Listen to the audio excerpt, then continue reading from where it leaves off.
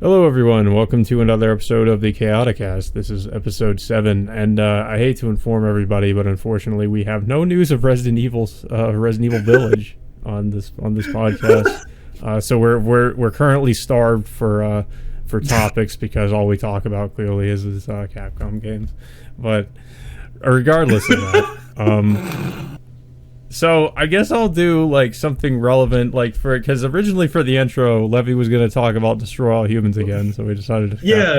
It's a good game. For my intro or for the intro for this one, I think I'll just talk about how I just recently finally got through Red Dead Redemption 2, at least most of the game, because I was like, oh, it's over, and then I find out it's not over. Yeah, you were. So I beat the game because I got to the end, but then I find out there's I don't know how many parts epilogue, because I just got to part 1 of the epilogue, and I did not anticipate it being a long epilogue. So I was like, okay, cool, I'm finally done. Not that I'm like I wanted it to be over, but I'm just like, after you play a game for so fucking long, like Red Dead 2, you're just like, man, I kind of want that, I kind of want to be done and sort of, say that I'm finally done with this game, but I'm still not done with it. So you're on what, like Epilogue Part 1 or Chapter 7?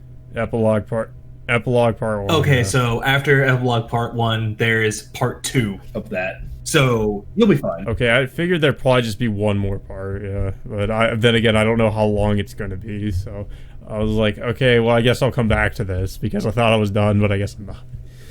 But I do know, obviously, after all this, you can do the kind of like a free roam thing. Yeah, which is a nice touch. Which is pretty.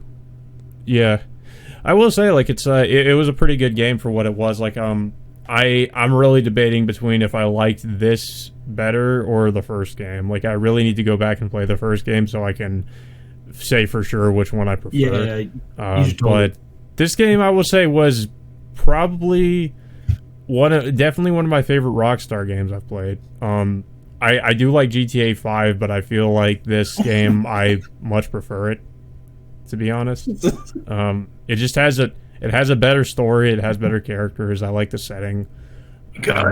GTA, it's just kind of like a dime a dozen. There's like a ton of GTA games, but yeah, Red Dead, it's like I think I personally prefer that over GTA.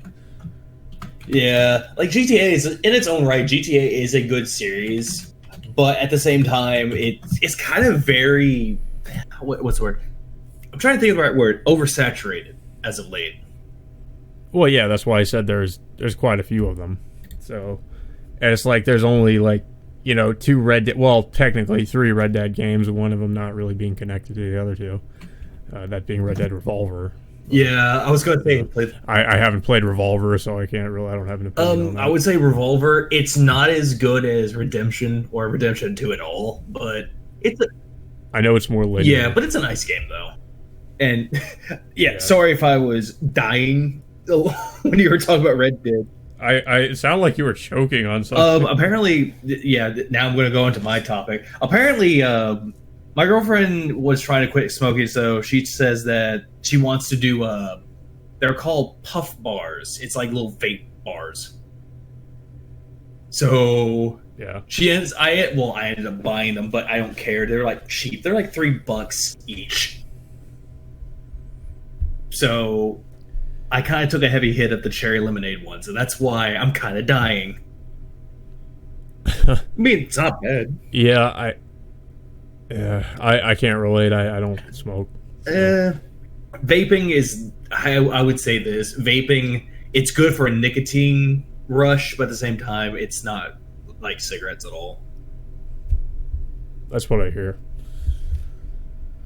So, yeah, so I don't even think we really talked about what this podcast is. So this is the reboots and the remakes. The one that fucking won the goddamn poll. Yeah, I think a lot more people, just because I feel like there's a lot more to talk about with reboots and remakes. One person wanted to hear me talk about indie games. Yeah, I mean, indie games, as, is not too surprising, is a little bit more niche. So I guess there's just a lot more people that would rather hear about, reboots and remakes, because it feels like... And also probably because the there's just a lot. It feels like there's a lot more of those. Yeah, like, but then again, I might change that podcast topic to like something like, instead of just games, it could be like films or bands. Well, yeah, we did agree on basically when we do the indie game podcast. Well, the indie podcast, it would basically be, I guess, pretty much anything that's indie or independent. Yeah, that's exactly what I was trying to go for that one. But no, we're just going to talk about reboots and remakes. Yeah. So yeah, there's a lot of reboots and remakes out there. Yeah. Lots of them. Lots of them. Well, I would say it probably makes up at least 25-30% of the fucking industry now. Yeah, a good majority of it. I mean, this topic also covers pretty much, well, mostly, movies and video games usually. Yeah. And the one thing I don't like when it comes to like remakes and reboots, a lot of people can't differentiate between the 2 or 3, because I'm going to say this right now. A lot of people also said that higher res ports of video games are considered remakes. They're not. They're remasters. No. Yeah, like anything where it's like you basically, with games at least, if you take a game and you basically just you update, you basically make higher res textures, it's a higher resolution, it's ported over to modern platforms, and it's the same game. No new. Either that, or maybe you may have tweaked some things. Yeah. But otherwise it's the exact same story, same characters, same gameplay for the most part. Like, to me, that's a remaster. Yeah, we can mention like some good examples of it. Or actually, there's good examples for that. It's not just games. It's also for movies too, like the Star Wars. And movies get remastered a lot. I feel like at least movies get remastered a lot more actually than video games. Yeah. It feels like there's a lot more remasters and different masters of movies, which a remaster is basically just the same sort of applies to movies, where you're taking an old movies that maybe need to be either the resolution needs to be bumped up, and some things need to be the image quality is worked on and improved, the sound is improved. That's basically a remaster of a movie. Same thing with the game. Like, we can give you some good examples, like the Star Wars original trilogy, when George Lucas decided to go in and make everything look better. The special edition. Yeah. And also for games, I think the best examples I can come up with is Metal Gear Solid, Sly Cooper, Jak and Daxter, and Ratchet and Clank for PS3. I think with movies, like, a good example too to bring up is a lot of things being brought over to the 4K format too. Yeah. Like all the movies that are being brought over to 4K, like some of them, because some movies don't look as good on 4K, and you might want to keep the Blu-ray, because you basically, with 4K, people have to go in, and it's not just the picture they sometimes have to work on. Sometimes they have to do different color grading and improve other things too about the image quality. Yeah. So I was just recently, I was looking at, speaking of Star Wars, I was actually looking at the 4Ks of Star Wars, and apparently some are better than others, so it's sort of a hit or miss with some of the prequel movies and the 4Ks of the original trilogy. Yeah, results may vary for that one. But I think we kind of didn't cover like the main difference between a reboot and a remake. Yeah, right. Okay, so a remake. A remake, you basically it's sort of, I wouldn't say the opposite, but it's you're changing things. You're changing things. You're taking the story, like the original game, and changing things about it, and you're basically completely rebuilding that game from the ground up in like a new engine or something. Yeah. Take for example games like the Yakuza games, like Yakuza Kiwami versus the original Yakuza games. The story for Kiwami is pretty it's still. The story itself is still mostly the same, but there's differences. Yeah. Gameplay, there's a lot of differences. There are a lot of different mechanics too. So it's a pretty different game while sort of maintaining a lot of the same story beats. And the same overall story for the most part. I think you already mentioned it. Like, they add like additional content to it. as well. Yeah. So it's not just like you're playing the same game; they're adding more shit to it as well. And then, of course, speaking of Capcom, there's more recent examples, of course, like the Resident Evil remake. Yeah, that's good. Now this is a little bit confusing because we did have the original Resident Evil remake that was done back in the, I think it was the 6th gen, and as well as Resident Evil 0. And that was done by a different studio. But we do have that, and that was just kind of remastered not too long ago. And now we have the Resident Evil 2 remake and the Resident Evil 3 remake. The original Resident Evil remake is pretty different from the original in terms of gameplay, visuals, and some other mechanics. The story, for the most part, is similar, but there's also a few differences there as well. So, but for the most part, I mean, it's the same. But it's still, like, yeah, that's a remake. That's not a remaster, that's a remake. Yeah. Same with RE2 and RE3, and then when we look at those games, there's even more differences from the original games. Especially with Resident Evil 3. Yeah. And also, like, a lot of people seem to confuse that to be a reboot because they changed the story. I feel like I don't think so, because I think you can, like, I don't know if I'd call that a reboot, because a reboot would basically be they have, like, other games, or they're expecting, like, other games to kind of come after that, which does not really, well, okay, well, there is, never mind, there was Resident Evil 4, I completely forgot about that, but I still wouldn't say it's a reboot. Okay, well, I was thinking like that because they kind of changed the story around, but a good example of a reboot, since we mentioned Capcom again, Devil May Cry. DMC? That's, a reboot is like essentially they take the original source material, but they change the story to create their vision of it.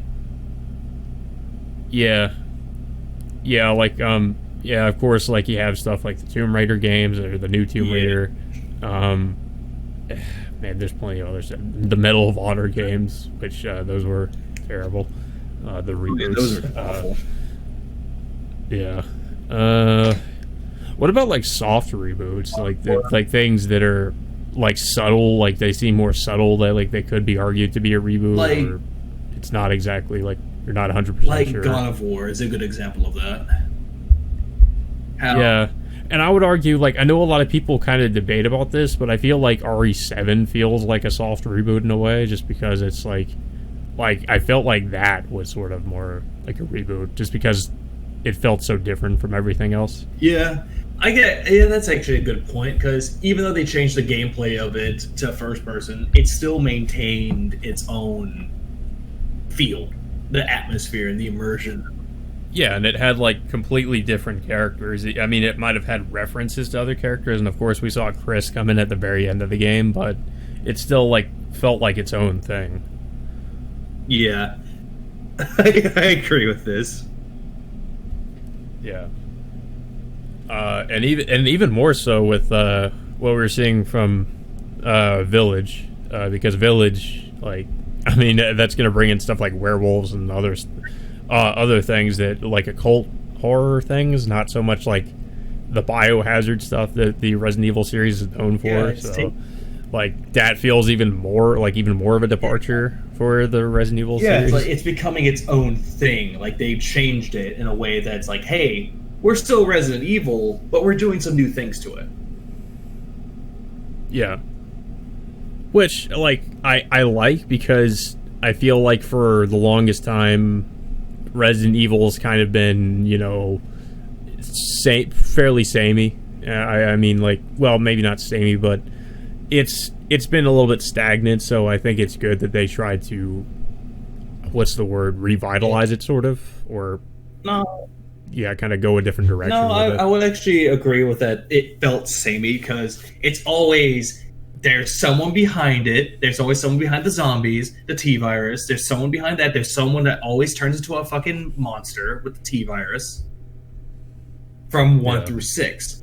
And with Resident Evil 7, they kind of took that and changed it. Umbrella's not even mentioned until the end. Chris is even brought in until the end.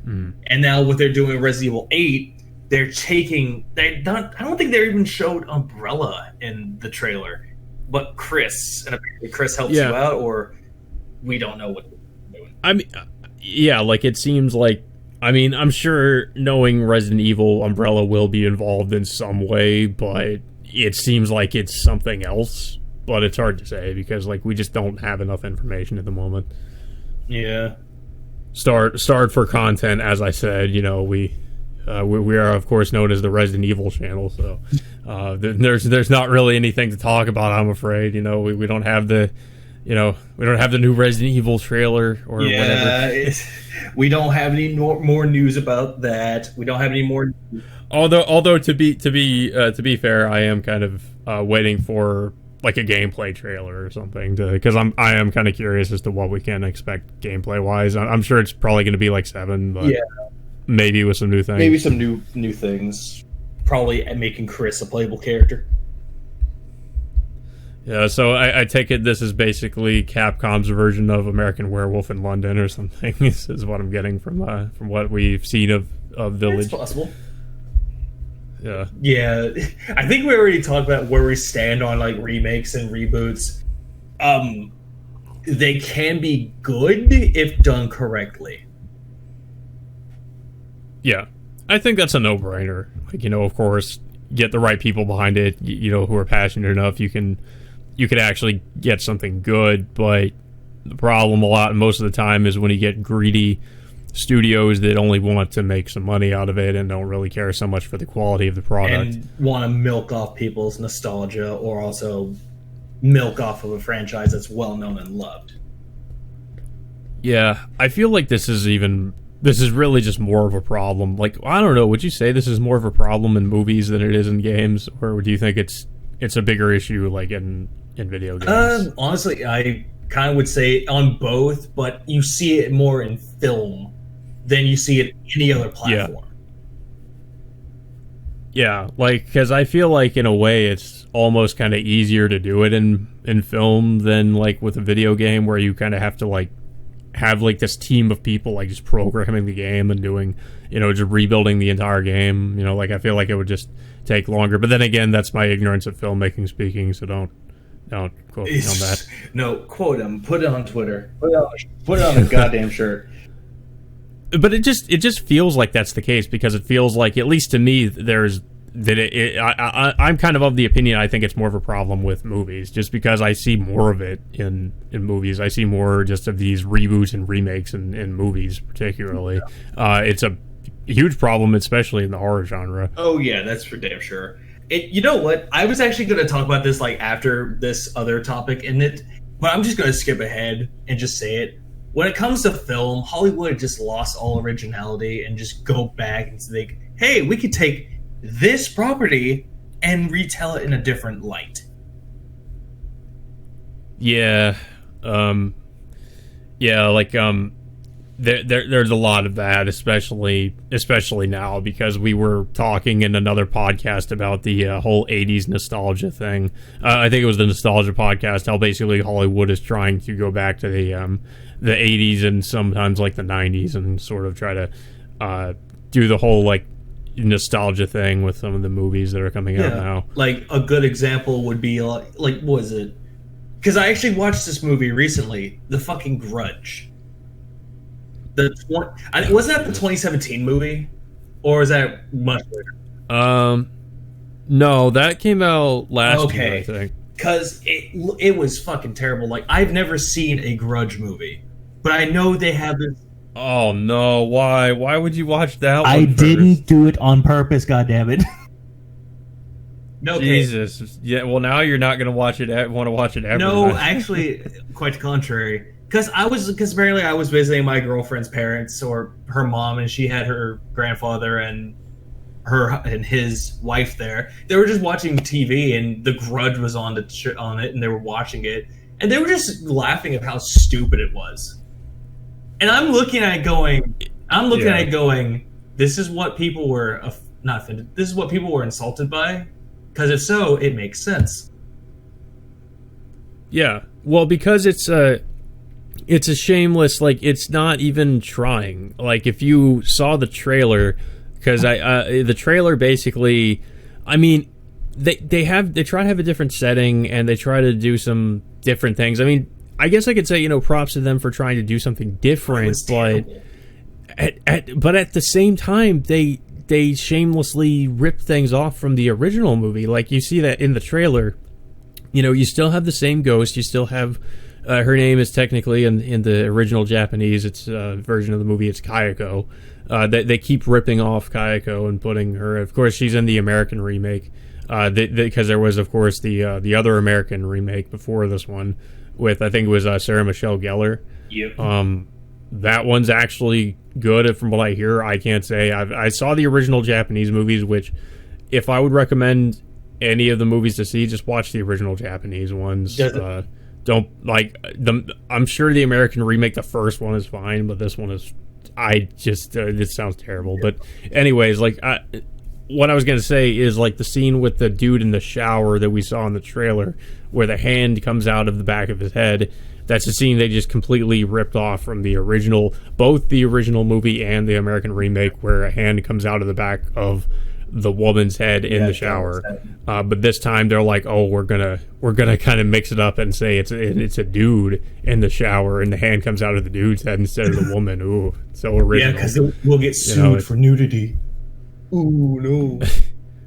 Well, it's funny because it's rated R, which I kind of was surprised by too, because like the original American remake was a PG-13. But the Grudge is just a completely unnecessary movie that just never needed to be made. I think we also talked about another horror movie, Black Christmas was another one that was another remake / reboot. Let's see, what was it supposed to be considered as? I fucking forget, because they remade it. Instead of like with people, it's all mostly women as the main cast. Yeah, it's kind of like a feminist movie or something. Which it got mixed unfavorable reception, but at the same time, people are like, "It's a good movie." It's like, no. Oh, I have another good one. Does anybody remember the terrible Poltergeist remake? Yeah, there was that one. Another Blumhouse movie. Remember Carrie?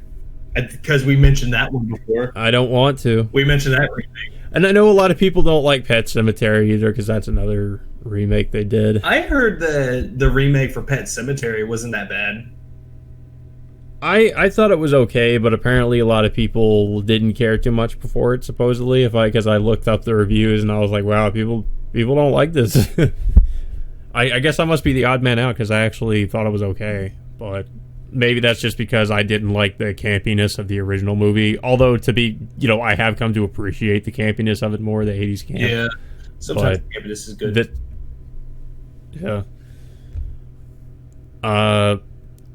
They tried to reboot Terminator. Yeah.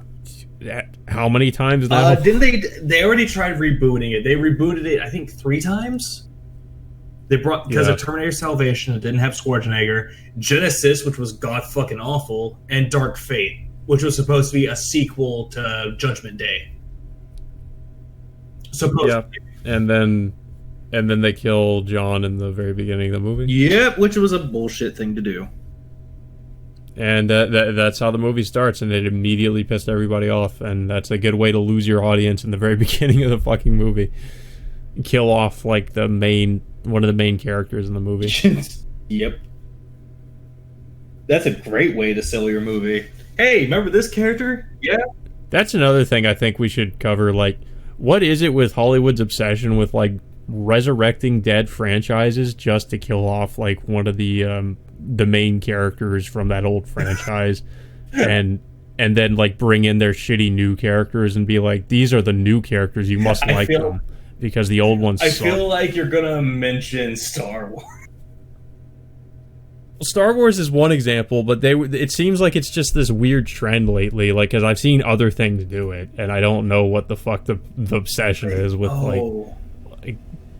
God, now that you mention that, a good example of a really shitty remake or reboot was Ghostbusters. Yeah, they technically kind of did it with that one too, where it's just like, here's the new Ghostbusters. It's all women. What, you don't like that? You want Bill Murray? Okay. And instead they, like, go in and, like, Did they kill him in the movie, or like yeah, Bill Murray? He had a cameo appearance as a random character, and they killed him off in the fucking movie, as if to say, "Hey, fuck your old Ghostbusters. This one's better." Yeah, it's definitely like, to me, that's like, there's not even any question. Like, that's definitely what they're trying to do with that. Where it's just like, hey, yeah, fuck you, fuck your, it's like, okay, so you're gonna take the name of Ghostbusters and everything, but you don't respect the old movies, and yet you're gonna try to like be a Ghostbusters movie, but you're like shitting on the original. Yeah, it's like, who the fuck thinks that that's a good idea? Oh wait, Hollywood thought it was a good idea. But even though the director actually said, "Hey, all you critics are to blame for this amazing movie being bombed." Paul Feig. Yep.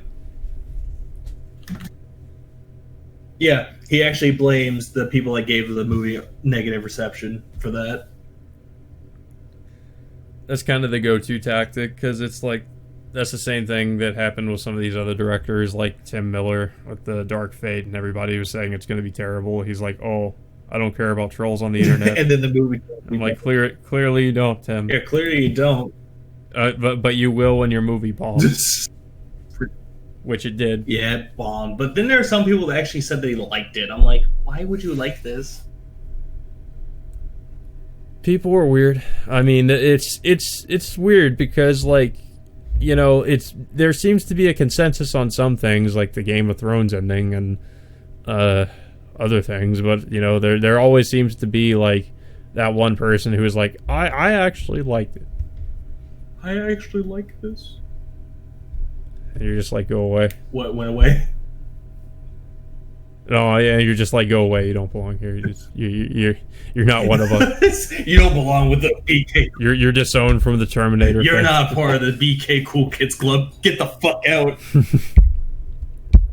Oh God, I'm trying to think of like good remakes and good reboots of films. Like a good, I would say. I'm actually gonna say this. The MCU Spider-Man movies. I technically will consider them reboots. They weren't terrible. They're good, but they're not. They're never going to be the Sam Raimi Spider-Man movies. Yeah, the problem with like the MCU Spider-Man is that it has like I don't mind it, but it still has those things that are typical of every MCU movie, and it just like it felt to some extent like it was a Spider-Man movie, but it also is just, it has to, of course, it has to be connected with the Avengers in some way. It always has to, have the obligatory jokes, which of course it's fitting with Spider-Man's character, but smart ass.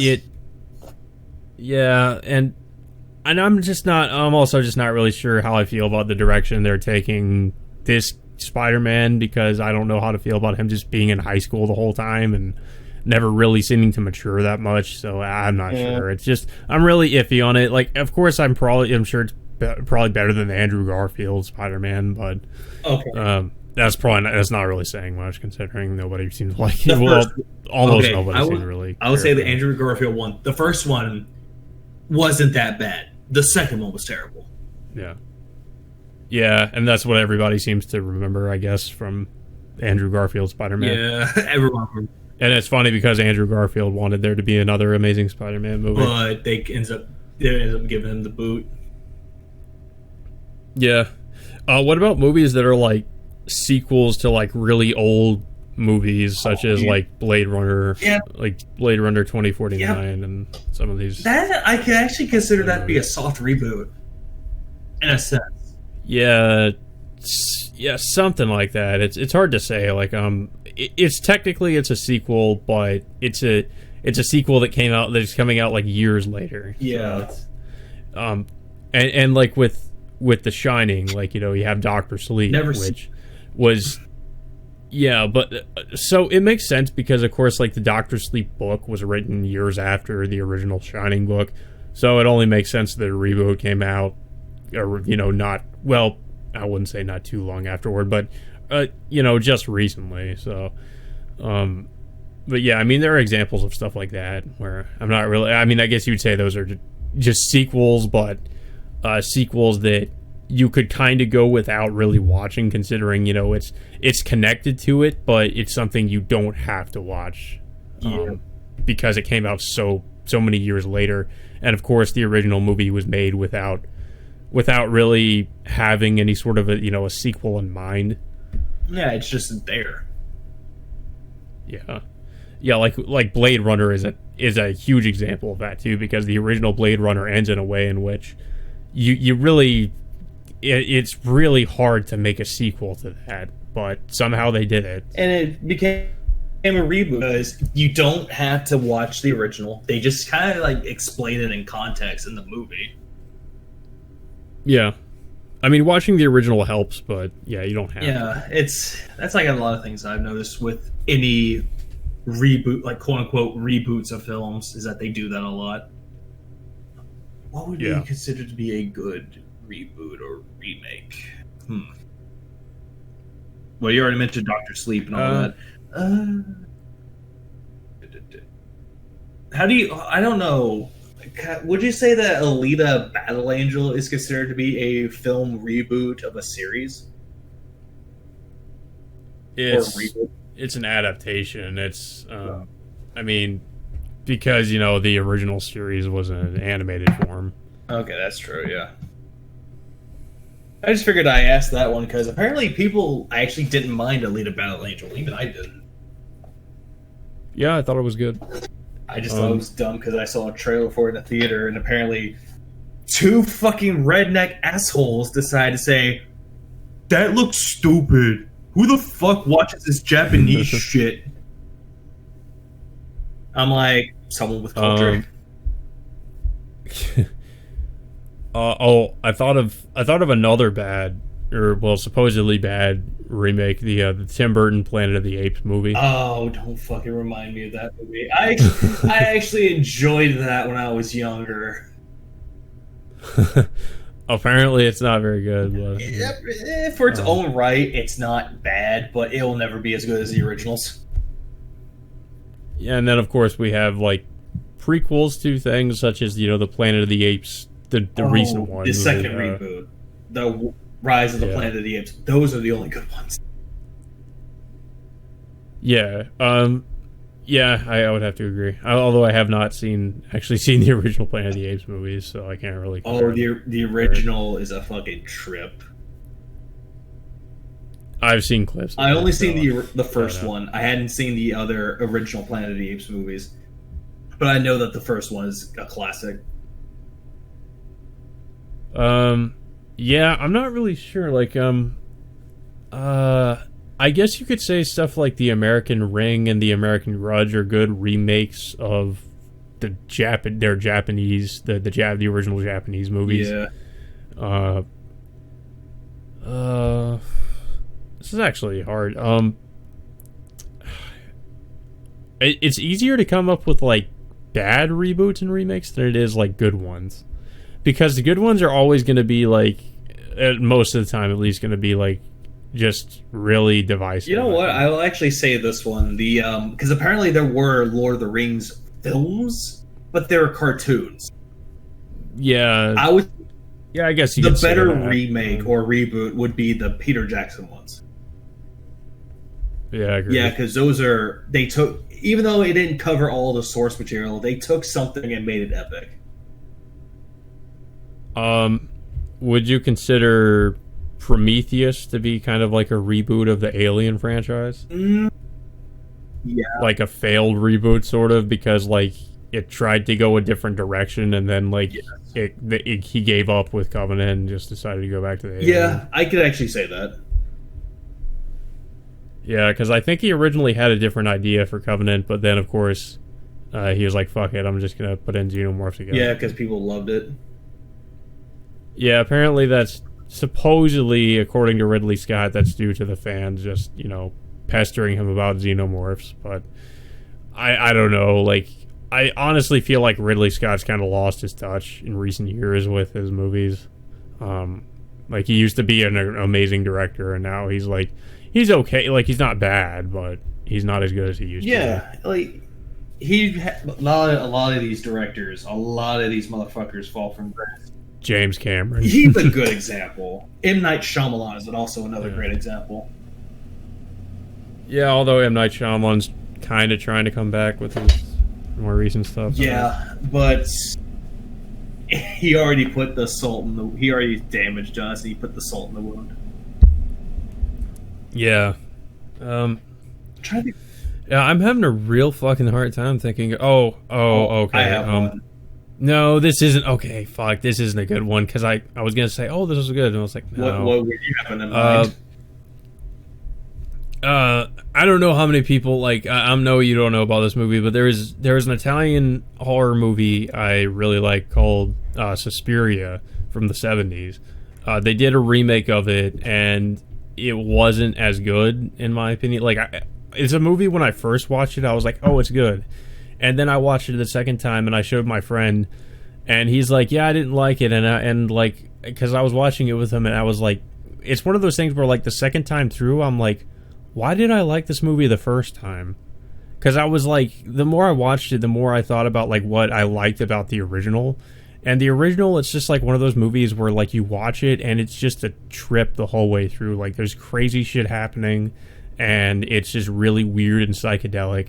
And, like, the director's usage of, like, just all these different colors when a character enters a room. Like, he uses a lot of red color and, like, blue and stuff.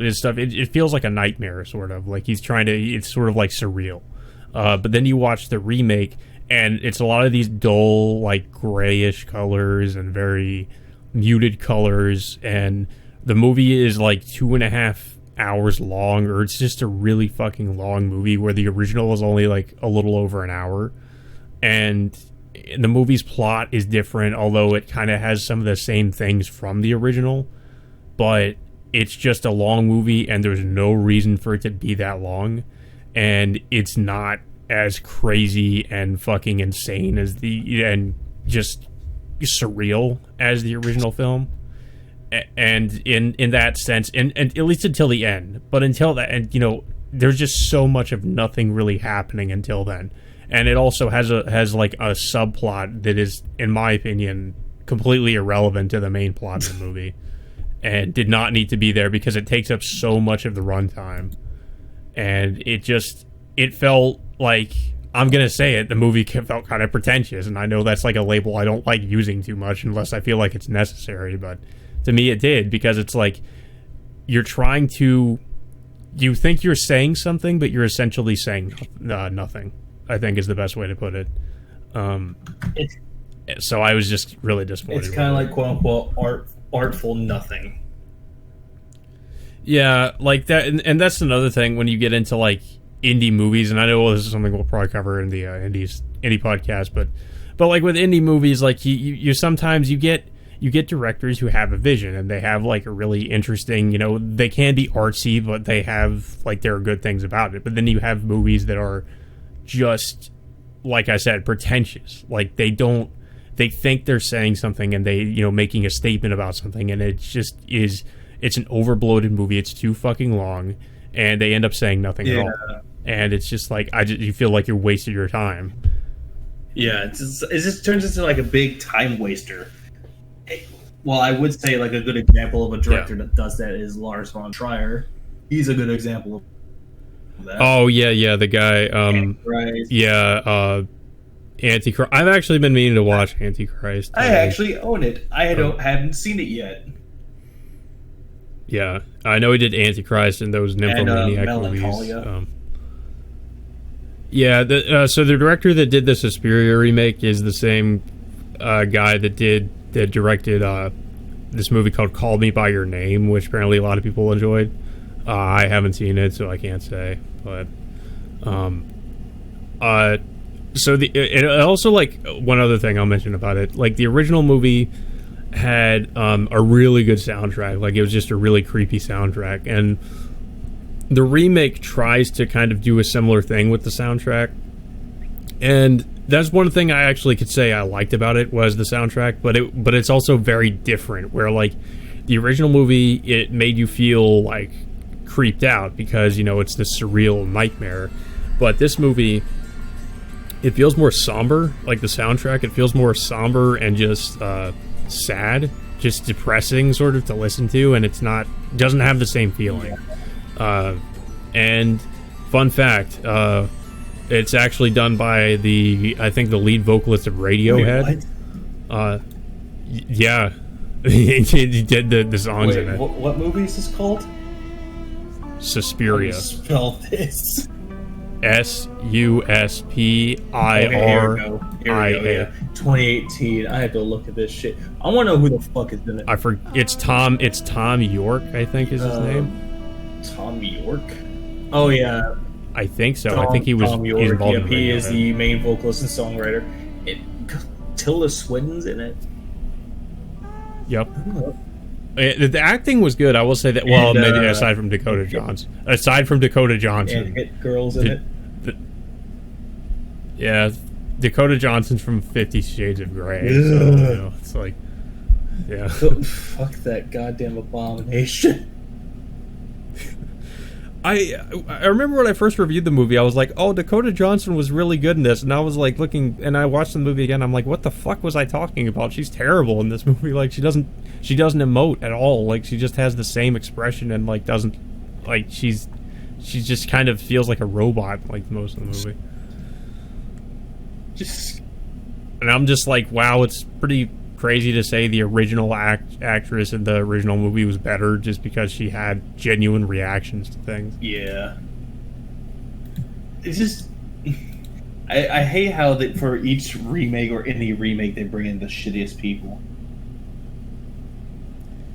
Yeah, I mean, it's really hit or miss. Like, sometimes you get somebody who actually cares and is passionate, but then other times you get, like, these directors who are just incredibly pretentious and don't, I don't know. I'm pretty sure like a lot of people feel the same way as I do, because I did look up like what people thought about this on IMDb. It's weird because like some of these movies on like Internet Movie Database, they have such a high score, and then you look at the reviews, like the individual reviews, and everybody's like, this is terrible.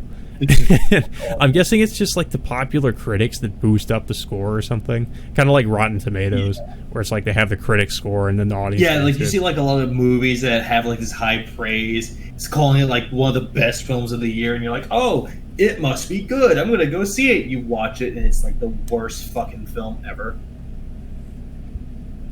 That's another thing. I guess we can kind of branch off as a topic we didn't actually write down. But this has more to do with movies. What do you think of like this? It seems, I don't know if you'd really say this is recent, but it feels like it's gotten worse recently. What do you think of like this, the audience and critic divide when it comes to like their views on movies? Because it feels like with certain movies, it's just been like a huge contrast between like audience and critics. Yeah, it's like causes this big fucking divide. Honestly, I would say this. I don't really fucking care what other people think about a movie I'm going to watch and possibly enjoy. I would say I don't care for the most part. Like, I try to have my own opinion, but at the same time, I do try to take into account like what other people have said and try to like factor it in to be like, okay, do I think the same way or do I think something different? So I mean, it's always good to at least know what the audience thinks, because of course audiences more accurately represent, at least in my opinion, the quality of a movie, than, especially more so than, at least these days, more so than professional critics. Yep, it just depends. Like, I will, granted, I do like listening to other people's opinions about things, but at the same time, it should follow on, if you've seen the movie or played the game or whatever, and it has a score on it, actually look into it first before judging. Because there are times where there are times where people hadn't even played the fucking game or seen the fucking movie, and only just go by what they're told. Oh yeah, I hate that shit. Because I know, like, I've talked to people before who were like, oh, I heard that was bad. I heard people said bad things about this. I'm like, what? It's like, okay, but have you seen it yourself? And they're like, no. I'm like, just watch or play it yourself, and then see if you have the same, like, if you still think the same thing. Yeah. Because it's like, if you like, I would say, you know, most of the time you need to experience something for yourself before you can like have a solid opinion about it, or at least have some knowledge of what you're experiencing or what you're going to experience. Yeah, like exactly. What's a good example of something I actually didn't really enjoy, but I went by what I saw positive of it? Last Jedi. Right. Because Last Jedi. I've been here. Because before I saw the movie, this was back when I was with my ex-wife at the time. We had, because I showed her The Force Awakens. She wanted to see Last Jedi. I've heard mixed things about it, which I've heard people praising it, saying it's one of the best Star Wars movies of recent years. I heard people say that it wasn't that good. It's a shit tier Star Wars movie. And I watched it, and I'm like, I don't know how to feel about this. Like, I'm disappointed in it, but there's some good things about it. Last Jedi? Like, there's some, like, granted, the storytelling is not that great. The cinematography is okay in some parts, or fantastic in some parts. The visual effects are great. Sometimes the choreography is okay, but it just seems a bit bogged down with studio interference, and it shows. Yeah, I mean, it could be. I mean, the movie had, I will say, yeah, it had visually, it's a good looking movie. It has cinematography, like, you know, decent cinematography for the most part. But where the movie fails, in my opinion, is just story, characters, like just writing in general. Like, you know, and that's, you know, it's like, okay, I can appreciate the visuals of a movie, but, you know, and I mean, there are some movies you can watch just to appreciate the visuals, but with this movie, it's just like, it's so bad that I cannot sit through it and just to appreciate the visuals, just because of what's in the movie, and I know what's going to happen. I know how much I hate it, so I just can't bring myself to fucking rewatch that movie. It's like I've only seen the movie once, but I've heard enough people talk about it. I've seen the movie countless times, really, in my mind, because I've seen various different scenes from it so many times that I really don't need to sit down and just watch the whole thing again just to know that I'm gonna fucking hate it. Like, a lot of things can do that. Like, another great example is Last of Us Part 2, how it divided people. Yeah. And from what I've seen and experienced of it, gameplay is okay, but the storytelling's not that great, in my opinion. Yeah, and like, that's another thing people like played and they just never want to go back to it, which, you know, it's kind of the same thing with Last Jedi. You know, you see it and you really have time to process what the fuck you just watched, and then you're just like, yeah, I don't think I ever want to watch it again. Yeah, it's like, I'm done. Yeah, like that, because I was, and it's so weird, especially like with me, when I saw that movie on opening day, and I was like trying to comprehend how I could dislike a Star Wars movie, because like at least up until that point, I hadn't really disliked a Star Wars movie, and then I was like trying to come to terms with me not liking that movie. Yeah. Because I was trying to justify it. In my mind, I was trying to justify like everything that happened, and I really just couldn't. Yeah, there's some things that there's no justifications for it. Oh, there's so many things there really wasn't any for, and of course, we like the director himself has almost no good explanation for any of it, other than wanted to subvert your expectations. Yeah. And then people like shit on him for directing it. It's like, if we're talking about Rian Johnson here. Okay. I will with Rian Johnson. I will say, like, he's not a bad, like, I don't know what it is, because the man actually can direct. He's not a terrible director. And I know people are probably going to crucify me for this, because he did some episodes of Breaking Bad that were actually decent. He also did Knives Out, which I hear is actually good. I've actually been interested in checking out Knives Out because I hear it's a good movie. So he can do good things. He also did Looper, which also was apparently good. But for some reason, with this movie, he just really fucking dropped the ball. I don't know what happened. I don't know if it's just because Kennedy was whispering in his ear, but I'm not sure. Like, I don't. I mean, and I mean, just because I think the guy's a good director doesn't mean that I like him as a person either. I think he's a smug prick, but yeah, like the movie was awful, and that's really, I mean, what he's mostly going to be known for now is just he's the guy that did Last Jedi, and he's the guy that pretty much almost. I mean, I think it's unfair to say he single-handedly ruined the franchise. I feel like that was already kind of a thing that was happening, but he just kind of put the final, like, kind of helped put the final nail in the coffin, I guess you would say. Yeah. Hell, you can say the same thing about EA whenever it comes to Star Wars. How they made Star Wars Battlefront, and people said that it ruined the Star Wars games, which I disagree entirely. I wouldn't say it ruined the Star Wars games. It just made it a bit meh. Yeah, I mean, the games were... The first one was okay. Second one I hear was bad. So, I mean, I hear it's good now, it's supposedly, but when it came out, it was bad. Yeah, they improved it now. They got rid of microtransactions, and they listened to what people complained about. However, is it the best Star Wars game EA has made? No. I give it to Fallen Order. Yeah, and funnily enough, that's another reboot to the Battlefront games. Yeah. But yeah, Fallen Order is probably the best more like recent Star Wars game that's been put out. And now there's going to be Squadrons, which is like a fucking kind of like a reboot or remake of Rogue Squadron. Yeah, I mean, I will say Squadrons at least looks interesting. Promising. I wouldn't mind trying it out, especially with VR. Yeah, and it definitely looks like one of those games that would work pretty well in VR. Oh, but I will say this, because we're talking about film and we're almost diverting to video games. There's one film that I would say was a terrible fucking remake.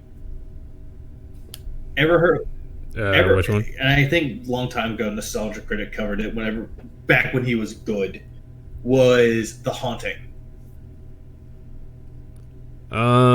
I've heard of it. I don't. Think it's about this scientist who brings in people to sleep at this supposed haunted mansion, and oh wait a minute, because that sounds really similar to there's this movie called House on Haunted Hill. I think it has a similar premise, but I'm not sure if it's the same thing. But that's also a remake of a movie from the 50s. Yeah. But 50s or the 60s. Maybe. But, yeah. No, and the thing with The Haunting, they ruined the immersion. The remake ruined the immersion and the atmosphere of the movie. Because there's a scene where, in the original, where it cuts to like light scenes and then dark, and then you see someone like holding their hand, because apparently in that dark moment, her hand was being held. But when the lights come back on, nobody's holding her hand, and she is freaking out about it. And it turns out she became crazy after living in that house. So they ruined that scene in the remake, you said? Because apparently they threw someone across the room, and she's like scurrying, "Who's holding my hand?" It's like, no one's holding your hand, you dumb bitch. And they ruined the ending of it too. The ending was, like I said, the character was like went crazy and supposedly dies. Remake? No, it's about family. Like, they fight this big fucking monster, and after Owen Wilson's character gets killed off. And they say it's about family, it's about love, and it's like, oh yeah, main character dies, and her soul gets taken away with the lost children. It's like, that's stupid. Oh yeah, so I thought of a good remake, actually. The Invisible Man. I heard that was a good movie, yeah. That was actually a good movie, but I have not seen the original from the original Invisible Man. I think that was from the 50s. Probably 40s. Because 40, actually, yeah, 40.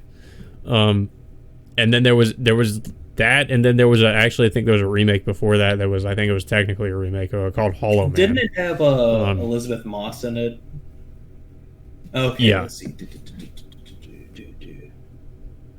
I'm actually looking at this, so yeah.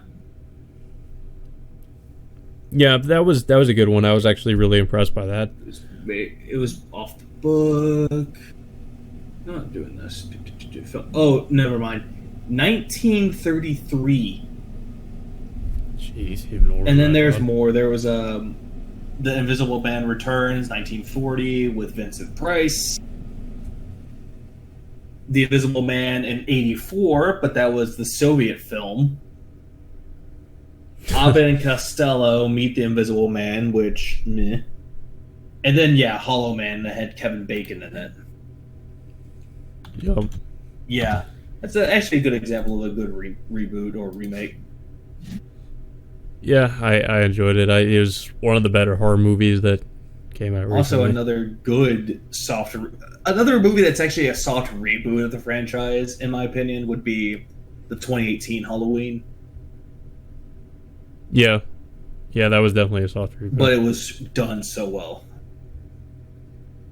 Yeah, like it was. I mean, it paid a lot of homage to the original movies, but my only criticism of that movie is it felt too fan servicey at times. And it was just like, hey, you remember this? You remember that? Remember all this shit? Yeah. Well, guess what? It's on screen now. Yeah, pretty much. I don't blame it. I don't mind it. Yeah, that was a good one.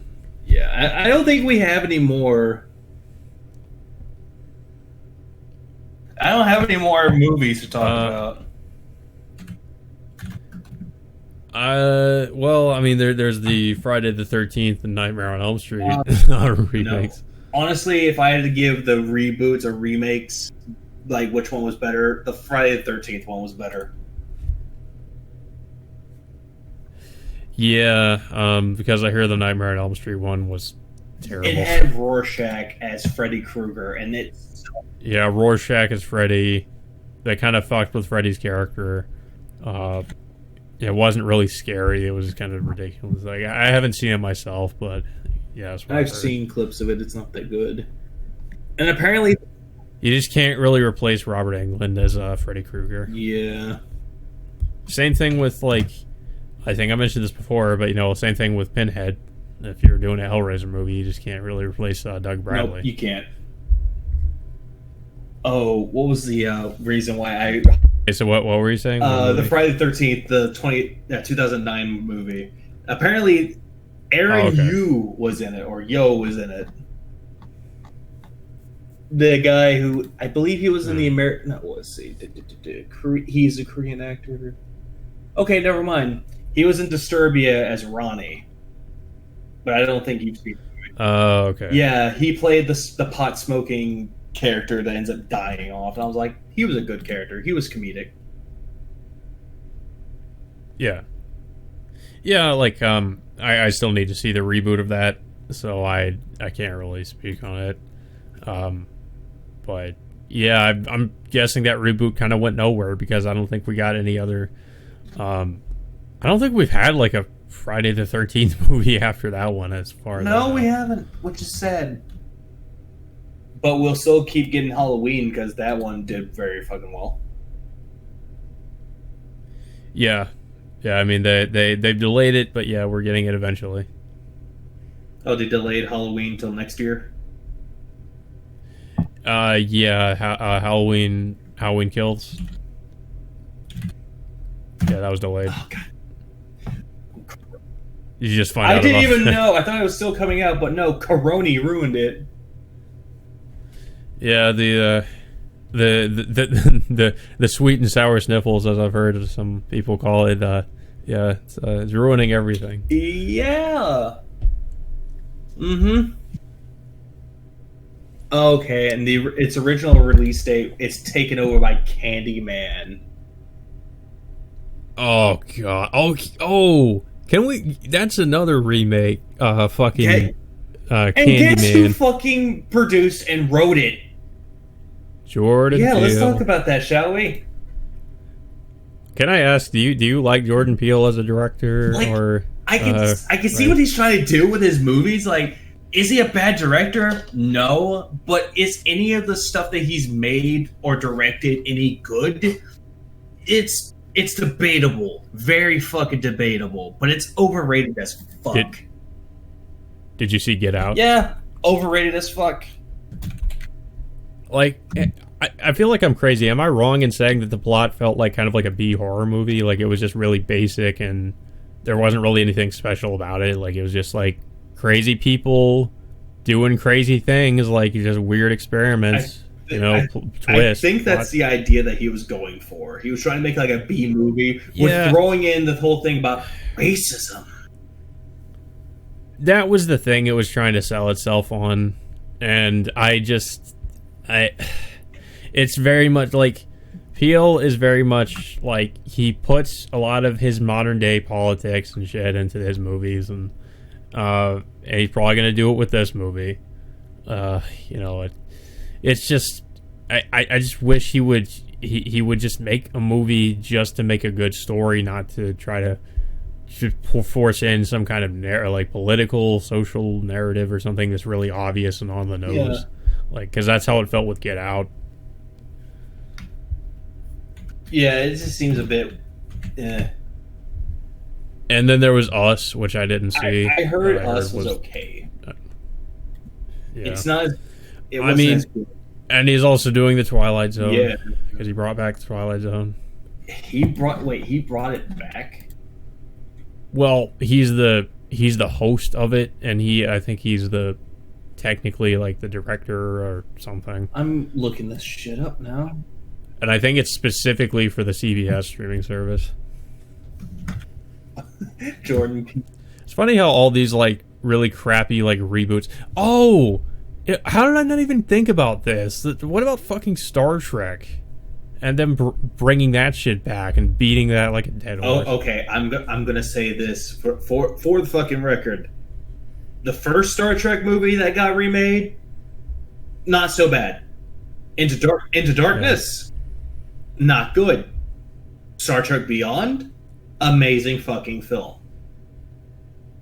Really? I think Star Trek Beyond is a really good movie. Yes.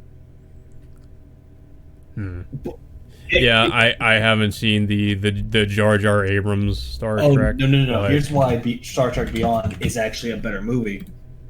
You want to know why it's a better movie? Why? Because the only thing that J.J. Abrams did, he produced it. He didn't. Who directed it? Justin Lin directed it. Never Justin Lin. Let's see what he made. He did Fast and Furious, Tokyo Drift, Fast and Furious 6, F9, or Fast and Furious 9. He worked on True Detective as a director. Yeah, I mean, okay, so the problem with like it's mainly like the TV show, like the new ones like Star Trek Discovery and Star Trek Picard, where people hate it. And I think that's mostly due to this guy called Alex Kurtzman, because Alex Kurtzman is behind like all of these new Star Trek projects, and they've all been consistently bad. So people blame him a lot for why Star Trek is in the way it is now. But like I said, Star Trek Beyond is a great movie. I would highly recommend people watch that movie, and it actually pays a great homage to Leonard Nimoy.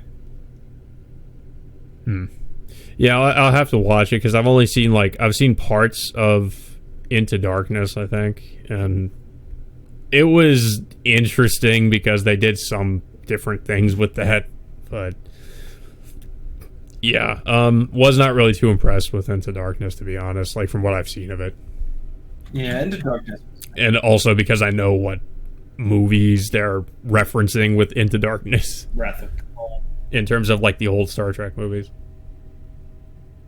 If you know what I mean. A certain character.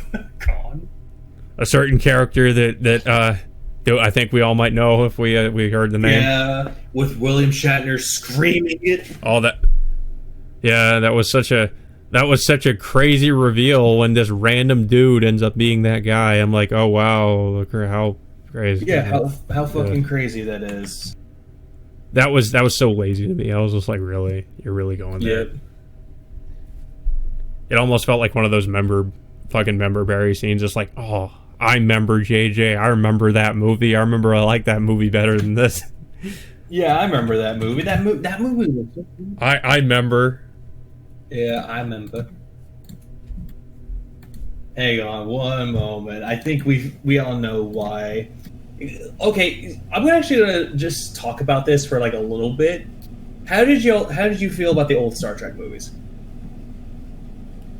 Honestly, I can't really say too much. I've only seen like parts of some of them, and I haven't seen like all of them, so I don't have like a solid opinion on a lot of the movies. Oh, okay. Well, I think I talked about this on one podcast. I saw the very first one, and it put me to sleep. Like, because I saw it as a kid, and it put me to sleep because it was probably the first one.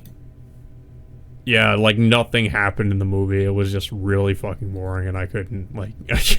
I mean, I'll have to rewatch it sometime, but I watched it as a kid, and I was just so fucking bored by. And that was like my first exposure to Star Trek, so I guess you could blame that for me not really having really watched a lot of the other Star Trek stuff after that. So I do need to one day like sit down and like watch the movies and maybe like watch the original series and some of the other shows just so I can experience more Star Trek, because I haven't really admittedly watched a lot of Star Trek in my lifetime. I've always been more of a Star Wars person, so. Yeah, I don't blame you. But, oh god damn it. I'm just trying to think, like, with the whole Star Trek thing, I just think it's really funny, though. Because, why not? Yeah. Yeah, I mean, it's... Star Trek now, it's funny because it's in the same position as Star Wars. People, in a lot of fans' mind, it's dead. Because it's just so bad. Yeah, because it's so... At least with Star Wars, we do have some things, like, you know, we still have... we had Clone Wars. And, you know, we still have Mandalorian, which, you know, I'm not saying it couldn't drop the ball on us in the second season, but so far it's been good. We had Rogue One, which was fine. You know, but everything else is just like, yeah, no, this is a disaster.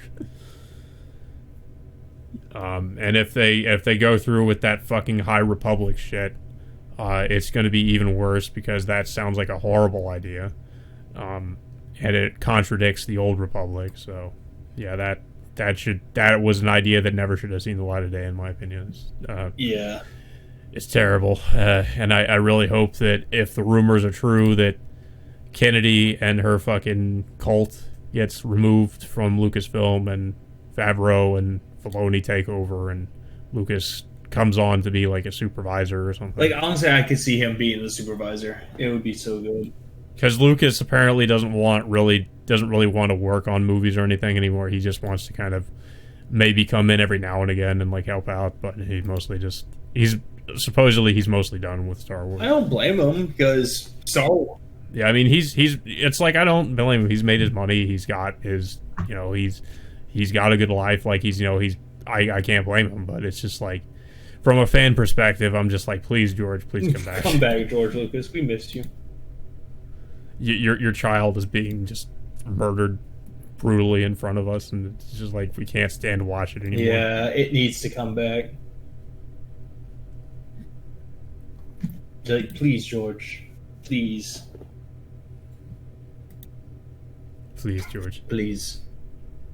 Please. just please. Just please. Please, George. Please. God damn it. Man, fucking my computer decided to ruin the joke for me. But what happened? I don't know, because I was trying to fucking play something, but my fucking stream box doesn't want to work.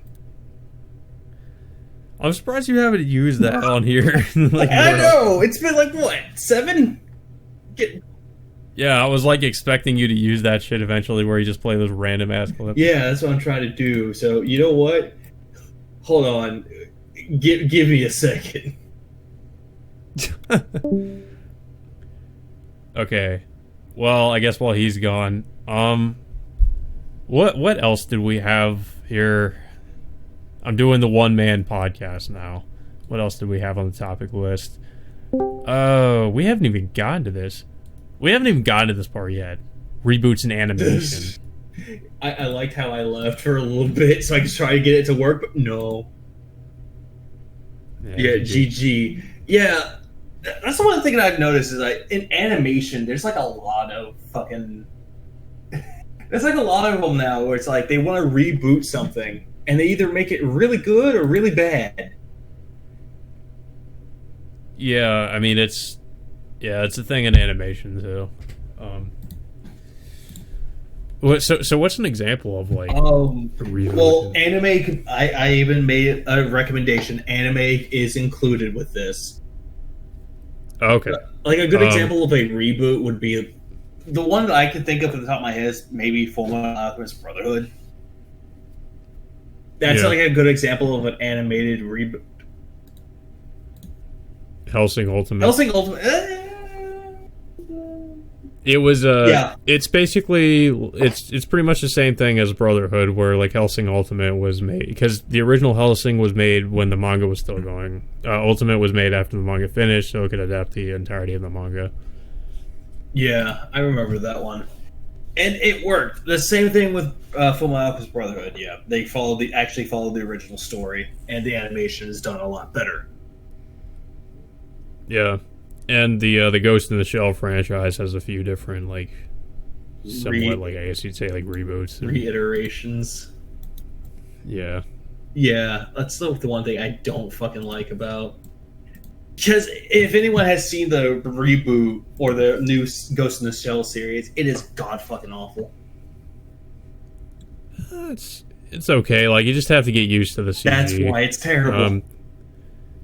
I mean, it's actually done by the same people that did Standalone Complex. It's just the animation probably going to turn a lot of people off from it. Yeah.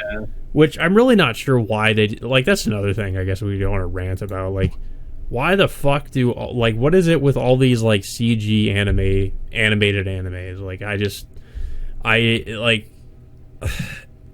we see a lot of it, like, specifically on, like, Netflix, too. I mean... I feel like sometimes it's really something that's kind of hit or miss, and it can turn a lot of people off just because it's CG. And like, it just I feel like it mostly depends on how it's done, because like with stuff like you could point to stuff like the new Berserk anime and be like that was terrible, and some other things that like people look at like for example like the new Ghost in the Shell, people look at that and they're like, wow, that. I don't want to watch that. It looks like really stiff and awkward because of the way it's animated. Yeah, very.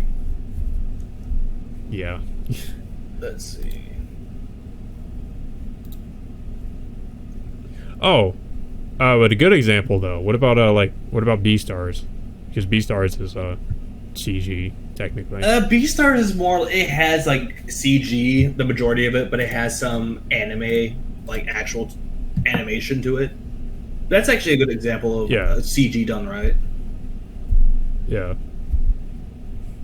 But at the same time, it's like, oh shit! Now I can actually know bad examples of rebooted animation series. Two of them come to mind.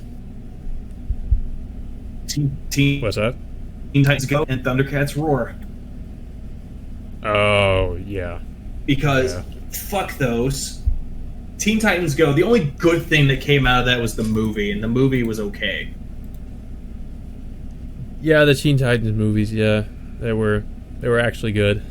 Teen Titans Go and like the Thundercats Roar. It's just like with Teen Titans Go, like I don't really have much of a opinion. I haven't watched it, but like at least with Thundercats Roar, it's just like that was just kind of I hated the art, and it just kind of like made fun of like stuff from the original series and didn't really seem to have any sort of respect for the original show. Yeah, just essentially. And it was just a comedy. Like it wasn't really like it didn't have really much. It wasn't that serious, and it didn't seem to have much of a plot. It was mostly just like a comedy. Yeah, show. and it really just ruined everything. Like the original Teen Titans had comedic moments in it, but it told a really good story. Yeah, well, yeah, I guess you could say the same thing with Teen Titans Go, where like it was it was mostly just like comedy and didn't really seem to have much plot to it. I mean, from what I understand. Yeah.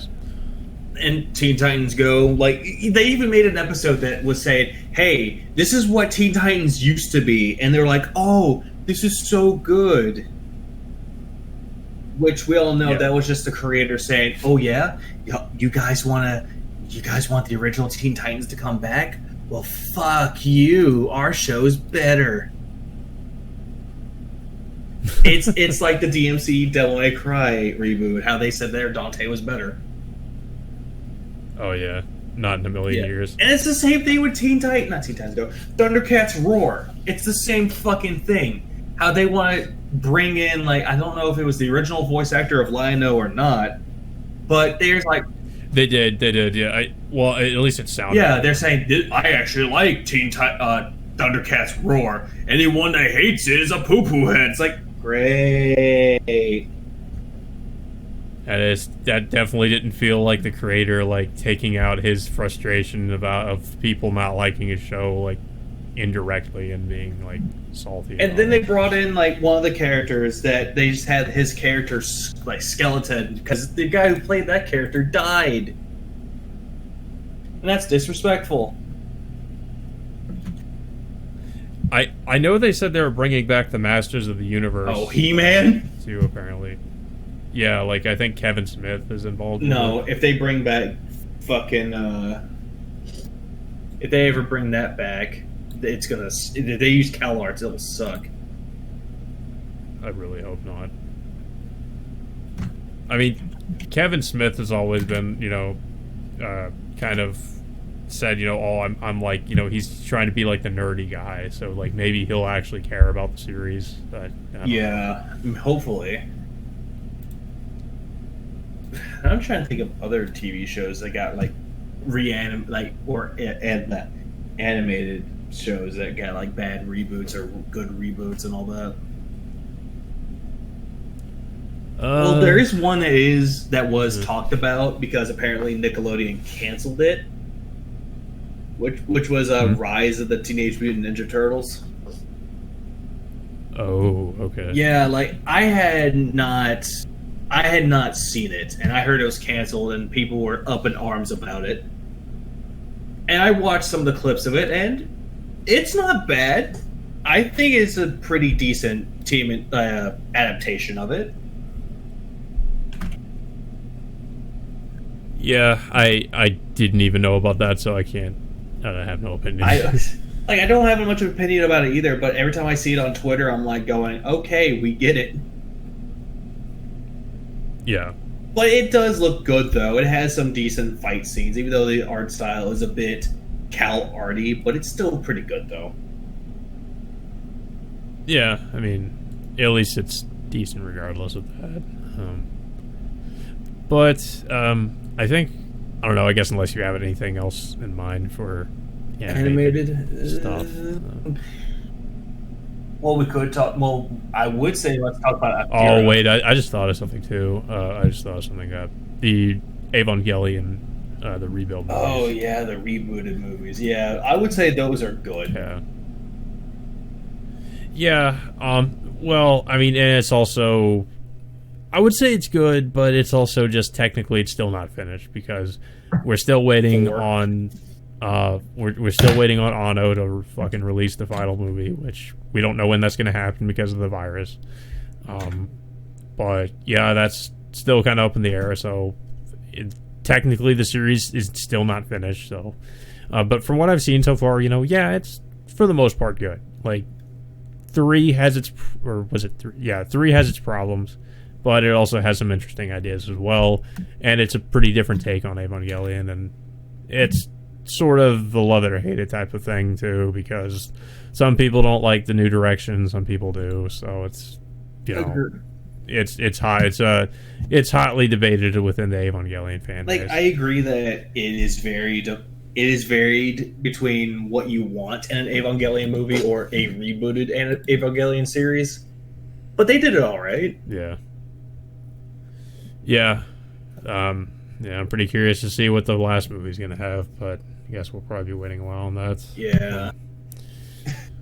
Also, we skipped skipped a topic. We skipped. did Well, we? I ended up doing it because we were talking about film, but we skipped the gaming one. Well, we kind of covered gaming to an extent. But we didn't really cover like examples of good reboots and remakes. Oh, We just only Okay. talked about like Oh. DMC and all that, yeah. and also Uh, Resident Evil. But we all know we're still waiting on that hot Resident Evil 8 Village news. Oh yeah. Fuck. Well, I mean, I did say like I thought. Well, speaking of which, I did say that I thought that 7 was a good, like, as kind of a soft reboot. Yeah, like Final Fantasy 7 remake. Yeah, Or well, yeah, Final Fantasy 7 remake is a good one.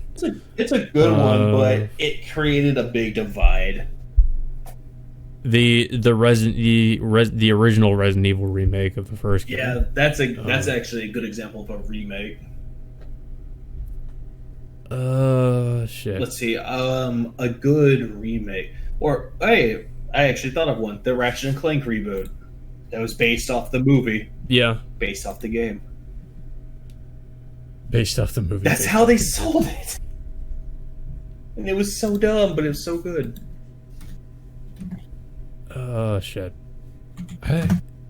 It is really fucking hard to come up with. Like hell, I can actually. I'm just gonna look at my fucking game case. What I have. Let's see. Would definitive editions be considered as remakes or just those are like remasters and all that? Well, I mean, we have like the Mafia Definitive Edition that's coming out soon, and that's pretty much a remake. Yeah, like I'm gonna say this. I'm heavily divided on the Mafia 2 Definitive Edition because I own it, and at times it just looks meh. Yeah, that's more like a mixed bag of a remaster. But I still like it though. I was gonna say something I completely forgot. Let's see. You already Oh, the Crash Bandicoot games or those the are- the Insane Trilogy. that I would say is a good remake because they The Spyro Reignited Trilogy. the Crash Team Racing games. What were the other ones that they did? Oh, right. Now I'm thinking of one. Tony Hawk Pro Skater 1 and 2 that's coming out soon. Yeah. Because I was see watching someone do a stream of it's the highlights of the stream. They were playing through Tony Hawk Pro Skater 2 trying to speed run it. And the reason why was doing it because he's excited about Tony Hawk Pro Skater 1 and 2. And for what I've seen of that game, it's a really good remake because they made everything from the ground up and just added new stuff to it. Yeah. Let's see. Now I'm just looking at more of my game case. Let's see what they have. Fuck. But then I can't say Ghostbusters because that's more of a remaster anyway. Yeah, true.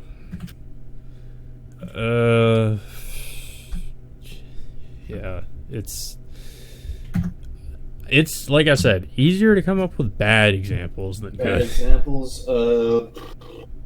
Well, no. I was just saying it's easier to come up with bad examples than like good Well, I would ones. say it's like we always like talked about good ones, Yeah. but at the same time, it's like there's so many games that could have been either A better or B meh. Yeah. Well, that goes for a lot of games, though. Oh, how about Wolfenstein? Oh, The New yeah. Order and the Colossus. The first one was great. The second one, not so much. Yeah, New Order was really good, actually. It was a fucking great reboot, and then they really dropped the ball with New Colossus because they decided to... Well, it wasn't just that one thing. I mean, obviously with the story, they decided to go woke because there's woke shit in there, and it's annoying. And it's also just... I mean, the gameplay, I will give them this. Gameplay-wise, it can be fun. But at least when I played it at launch, it ran like ass on my PC. And it's It also kind of has a problem with having too many cutscenes for like a Wolfenstein game. There's way too many cutscenes, and it's also there's a little bit too much emphasis on the story, and the story isn't that good. Yeah, and it's also just at times the difficulty feels bullshit.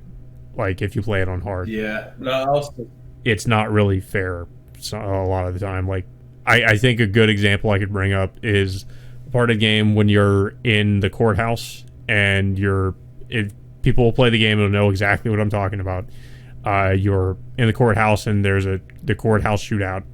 That part is total bullshit, and I fucking hate it because there's at least 4 or 5 waves of enemies you fight and there's no checkpoints. Which sucks balls. It's infuriating. I fucking hated it so much. Yeah, I bet. Because it's a pain in the ass. Like it's probably, like, in my opinion, probably the worst part of the game. Yeah, I could actually say that. I can actually agree with that. And there's also a really big, like, just tonal imbalance in the game, I would say, because it's trying to be completely ridiculous and silly, and at the same time also taking itself, like, serious and being super dark, and it just does not balance itself out well in terms of the tone. Yeah. Because it just comes off where, like, the first game, it had moments that were silly, but it mostly tried to be serious and dark and sort of try to maintain that tone. But, like, in this one, it's just it can't seem to decide which it wants to be. Yeah. Now I'm trying to think of what's another great example of a game that's been rebooted. I know one that's been remade is like Metal Wolf Chaos, the game that was made by From Software. Like, yeah. That one is a mixed bag because there are people that play it and they go, the controls kind of suck, and that it's too over the top. That's a good thing. I can see that. But that's a good thing, though. Yeah, I mean, it's kind of meant to be that way. Oh, and while we're at it, since you mentioned the whole thing about the critic and the user base, like, divide, let's talk about SpongeBob.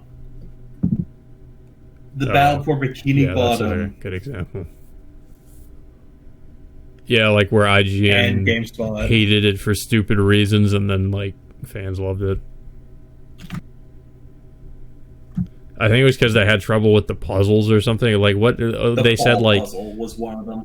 They said one of the criticisms was, like, nothing much has changed about it. Yeah, and I'm just like, well, that's kind of the point, though. It's like it's supposed to kind of be the same. It's a like, I mean, that's a technically like a remaster. So well, I would say it's considered to be a remake because I would consider a remake because they took the game and they gave it more of a polished feel. Sure, it's a remaster, but they remade it from the ground up in a sense and added new content to it. But I don't know if that would be a remaster. Hang on. Yeah, but I mean, I don't know. I feel like that's just kind of a stupid criticism, honestly. Yeah. I'm like, okay, well, what did you expect? You know, it's still the same game, more or less. Oh, no. It's considered to be a remake. Oh, okay. Thank Christ. And another game that got one as well was, like, Destroy All Humans. That's considered to be a remake. But someone didn't really call it that. They call it a quote-unquote sequel. Mm-hmm. I'm like, how is that a sequel?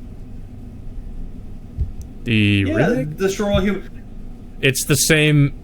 I mean, same like, game. Yeah, well, as with most remakes, it has some differences, but it's the same fucking game, more or less. Same game. It's the first game. Same game remade on current console graphics with some additional content and added new facial animations to people. And how is that bad?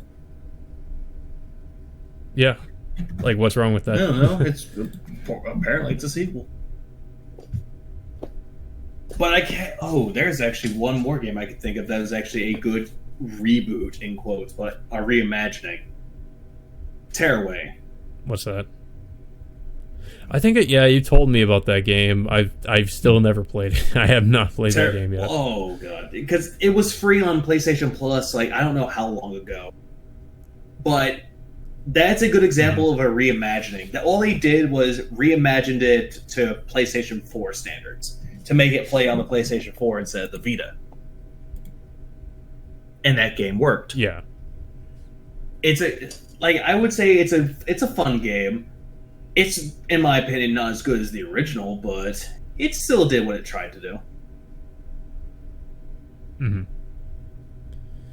Yeah, I like this is another thing I don't really have an opinion on since I've not played it. Don't I just sound pretentious? Yeah. Excuse me while I take a hit off my vape puff bar.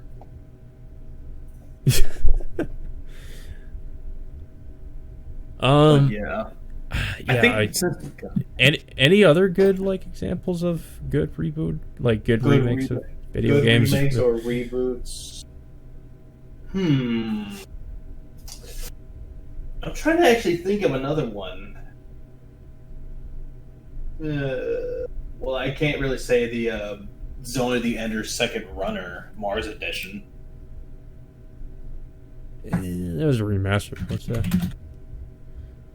Because, and it's weird too that that's kind of a weird a case for a remaster because they brought over Second Runner, but we still don't have a port of the first game. Actually, no, we did have remasters of the first two games by Bluepoint on the PS3, and 360. But then we only got the Second Runner PS3 on modern platforms. Yeah.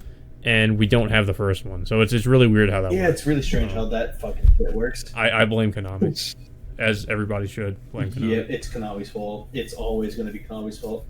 Oh, blame them for everything. I know one that could be considered to be like a reboot of the game. Oh, no, hold on. Speaking of Konami, Castlevania, the Castlevania Lords of Shadows. That's is it? I would say so, yeah. Now I'm really concerned about that because I thought that was its own game. I mean, it is, but it was like a reboot of the franchise as far as I know. I mean, I could be wrong on that. I mean, tell me if I'm wrong, but I thought it was a kind of like a reboot. Okay, yeah, the game is considered to be a reboot. Okay, yeah. No. Because we have that, we have Mirror of Fate, and then we have Castlevania 2. Or, I mean, Castlevania Lords of Shadow 2. Yeah, because I was also... Yeah, don't mention shitty ones, because I know Lords of Shadow was okay, and Mirror of Fate and 2 were considered to be god-awful. Well, that's funny, because Mirror of Fate was trying to be more like the original Castlevania. On the handhelds, and then where it was like a Metroidvania type which was on handhelds, and people hated that one. Maybe that was a sign of things. Maybe it was because Igarashi wasn't involved with it. Was he involved with the first Lords of Shadow? No. Because I know apparently Kojima had some involvement with Koji Igarashi. I'm just gonna do a little bit of research here because I know. Okay, let's see. He did Castlevania, Rondo of Blood, Symphony of the Night. Oh, he's got special things. Symphony of the Night, Circle of the Moon, Aria of Sorrow, Harmony of Dissonance, Lament of Innocence, Dawn of Sorrow, Curse of Darkness, Portrait of Ruin, Order of Shadows, Order of Ecclesia. But mostly, I don't know. Oh, it's a mobile game. Then never mind. The Adventure Rebirth, Judgment, which was that shitty fighting game. Oh, I know what you're The arcade, Harmony of Despair. And then later on did Bloodstain. Yeah. Okay. But he did mostly the Metroidvania type Castlevania games while someone else did that. Yeah. Yeah. Okay, so I think we can, with all that being said, because I think there's still a lot more we can talk about with video games. I was going to say there's one more. One more. Doom. What's that? Oh, yeah. Doom. How could I forget about that? Yeah, Doom. Well, the first two Dooms were essentially they're first-person, fast-paced shooters. While the third one was a reboot, kind of like a soft reboot, changing it from fast-paced to kind of slow-paced. Yeah, trying to be more survival horror. And then comes the 2016 Doom Eternal, which, in my opinion, I would consider that one to be more of a soft reboot of the original two. first two. Yeah. Which those are good games. Yeah, like the Doom 2016 and Doom Eternal are just like, I would say, probably the best examples of how to do like a remake or a reboot. Yeah, right? even though it's made by or published by Bethesda, but Yeah. So yeah, I love how we talked about games, film, and like animation, but are song covers considered to be remakes?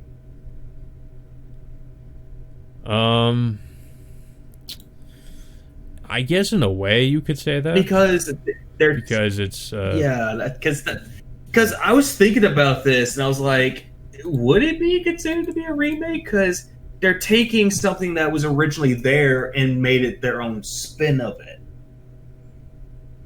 Mm-hmm.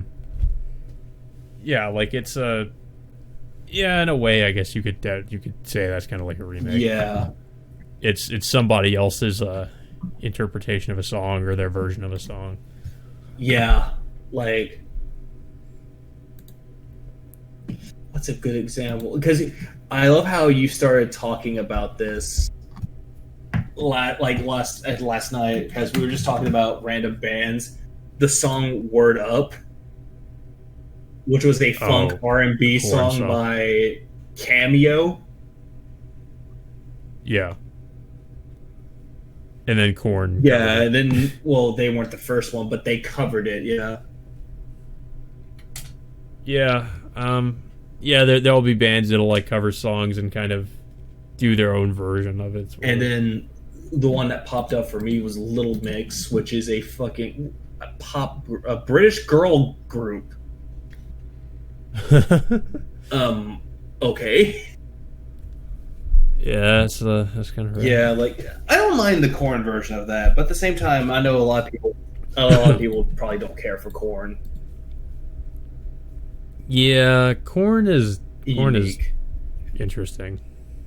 Yeah. But yeah, there's like a lot of people will say there's like good remake or good remakes of songs, good covers of songs. Like a great Metallica has done quite a few different covers. Which one? Metallica's done quite a few different covers, song covers. They did "Turn the Page," which was originally a what was that guy's name? It was a cover. I think "Whiskey in the Jar" was also like a cover. I could be wrong about that. Could be. Yeah, but I think also Mad World was a cover too, the Gary Jules song. Yeah, I know a lot of people or do covers of that one. Yeah. I know that. Oh, since you started mentioning Tiger King, because I know. Yeah. Did you know the Offspring made a cover of the intros of their theme song for it?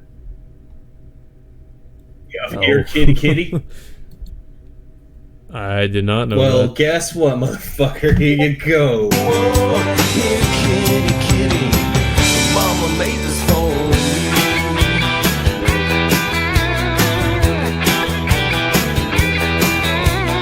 I linked it to you. Oh Boy. Honestly, Okay. it is a really good cover. I actually like that one a lot more than the original. Have you seen Tiger King yet, by the way? Nope. I just don't want to see it because it looks so fucking You're probably the dumb. only one who hasn't It seen looks that. so fucking dumb. It is, but like there's so much to it. Like I can't go into everything. What? Like, it's dumb, but you watch it because of the people involved and just the crazy shit that happened. Like it's just an interesting thing. So you're saying that there's like this deep fucking lore to Tiger King, and people who there and is people actually who watch yes. it go, Huh. I didn't know that. Yeah. Yeah, actually, I'm not even exaggerating. Yeah, there is. down the rabbit hole I go. Probably. Why do you think that it's... Yeah, like, why do you think they made a documentary about it? And then had Here Kitty Kitty by Offspring. The purpose of this video today He should let you know who I am. First thing is, I am not cutting my hair. I'm not changing the way I dress. I refuse to wear a suit. I am gay. I've had 2 boyfriends most of my life. I currently got legally married, thank God. I've had some kinky sex. I have tried drugs through the younger years of my life. I am broke as shit. I have a judgment against me from some bitch down there in Florida. I built one of the biggest facilities and the nicest facilities for exotic animals in this country as far as a private individual goes. And don't forget, I am now stepping my foot in the ring to run for president. Oh no, that was originally Joe Exotic. Joe Exotic is a musician. He did country songs about tigers and the shit that he did. Joe Exotic is a character. Like you, well, not I mean like not as a character in a movie. Like I mean he's an eccentric individual and he's very interesting. Like he's yeah. Like you just need to watch it. Like you need to watch Tiger King. And then we could do a podcast specifically about fucking Tiger King and all the crazy shit that happened in that. Well, it'll be a better. It's not a long documentary series either. It's only like 7 episodes. Well, it will be a better fucking podcast than waiting on Resident Evil 8 news. It'll be more interesting. Ah, Jesus Christ! We went from talking about song covers to the Offspring to this. People in the comments, at least the small amount of people that watch my videos, please tell Levy that he needs to watch Tiger King. And please tell me why I should be invested with this. There are good reasons. Oh, jeez. I'm going to go back to song covers. Okay, I'm going to talk about bad song covers and the bands that make it. Okay. Disturbed's Land of Confusion. At first, I liked it. As I got older, didn't for it. And it's gone quiet. You Disturbed's Land of Confusion. Like I didn't when I first listened to it, I enjoyed it because I'm a dumb teenager and I thought old Disturbed was good. Still is, but debatable. I thought Land of Confusion was a good cover. Honestly, and then comes Sound of Silence, their version of it, which honestly is that's a good cover. Yeah. Well, what about speaking of Genesis too? What about the covers of In the Air Tonight? Oh fuck! You mean Phil Collins then? Well, he was a part of that.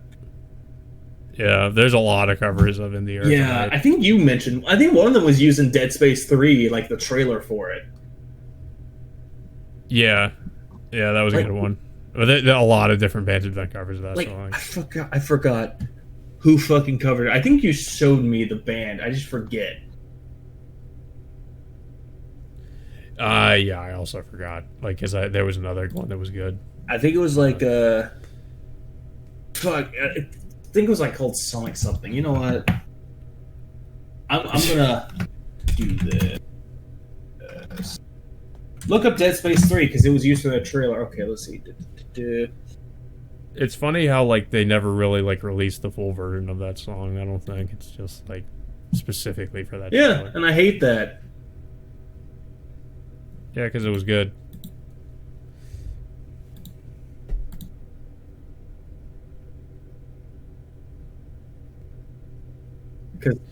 But yeah, there's a lot of different covers we could talk about. Wait. I think I found it. You did? Yeah, but it's too fucking loud. Ow.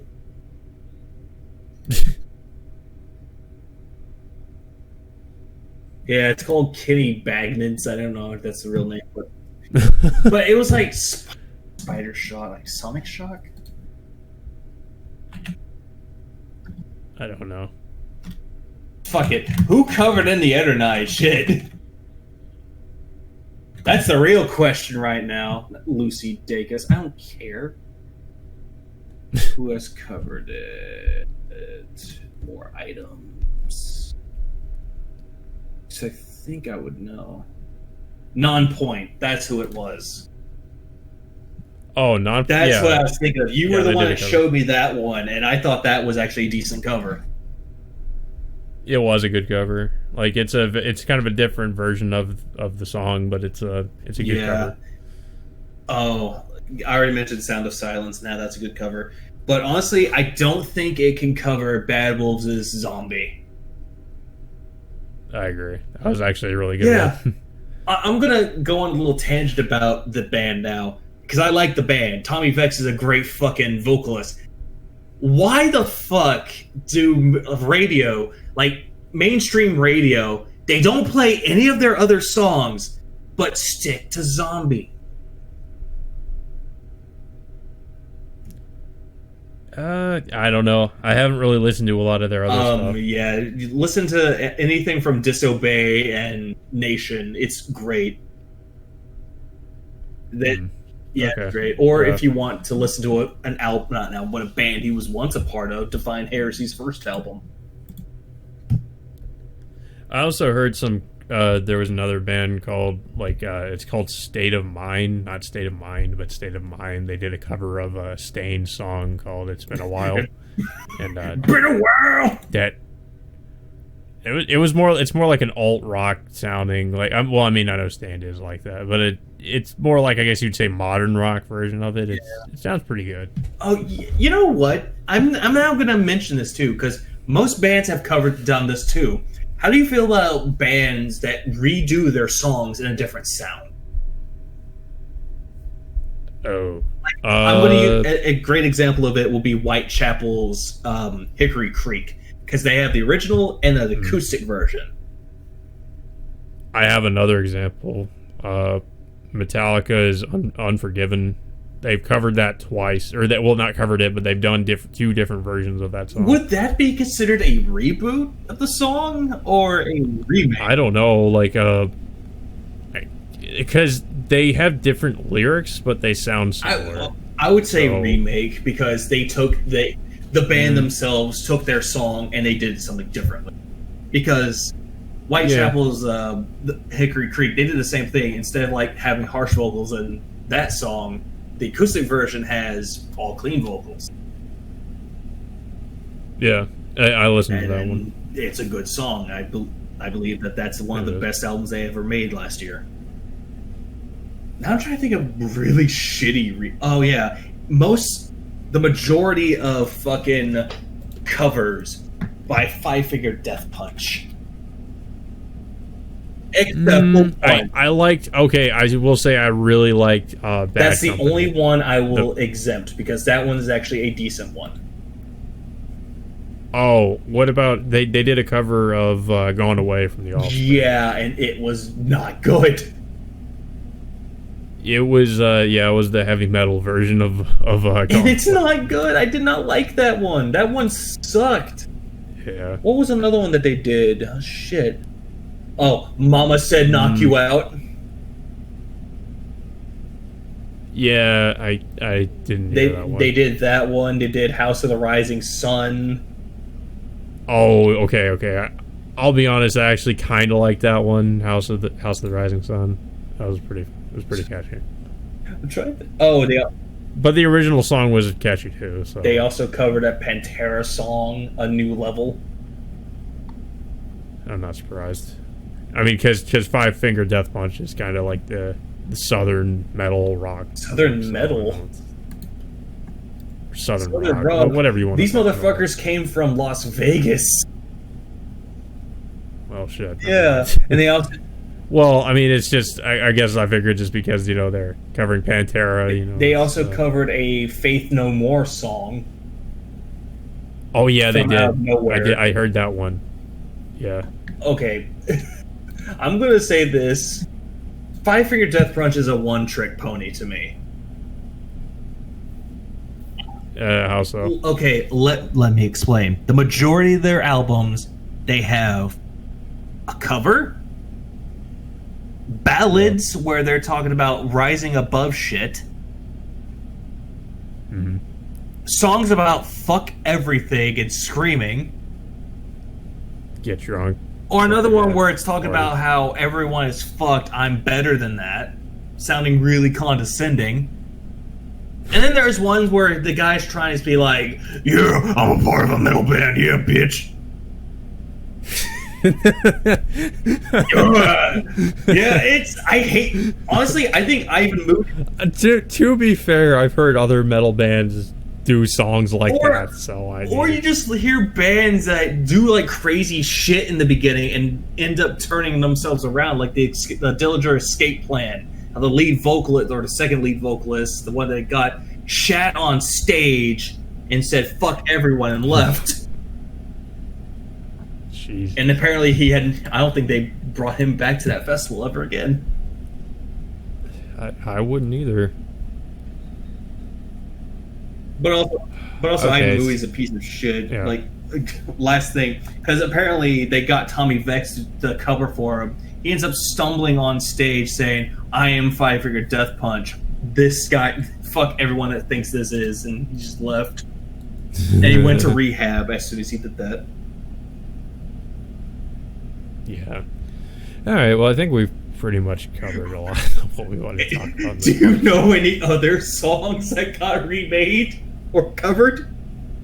Okay. Nothing else matters. There's a band called Smile Empty Soul that is kind of like a post grunge band. They did covers of Wonderwall from Oasis. and some other songs too. It sounded pretty good actually. So, the Johnny Cash cover of "Hurt" by Nine Inch Nails is another good. And it's an example of where like the cover like surpassed the original in a lot of ways. Going back to the Sound of Silence, the original, I think it was like Simon, I don't know which one. One of the singers came out to David Dremen and said, "Yo, that shit was dope." I'm heavily exaggerating, but he said that I like this cover. It's really good. It captured the original in a different light, and he felt honored to be recognized by the original creator. Yeah. And Johnny Cash, I know Johnny Cash's case, it was like Trent Reznor was like, "Dude, this is your song now." Yeah. Oh, another great one was "The Man Who Sold the World" by David Bowie. I agree. Yeah. Nirvana. The Nirvana cover. Yeah, the Nirvana version. Apparently, it's funny because David Bowie, when he would perform that song, apparently people would come up to him and was like, "Yo, I can't believe you covered a Nirvana song." And he's like, "It's my song, you fuckers." Like, Jesus. What next? A fucking metal band covers another metal song? Which has happened before. Probably. Probably. That happens Rings a of lot. Saturn, a band that some people probably don't know of, they covered a Suicide Silence song and made it better. Yeah. But yeah, I think we kind of gone over a lot of the music aspect of it. Yeah, what have we learned from the music aspect? I think that their Five Finger Death Punch is a one-trick pony. Some covers are good, some covers are bad.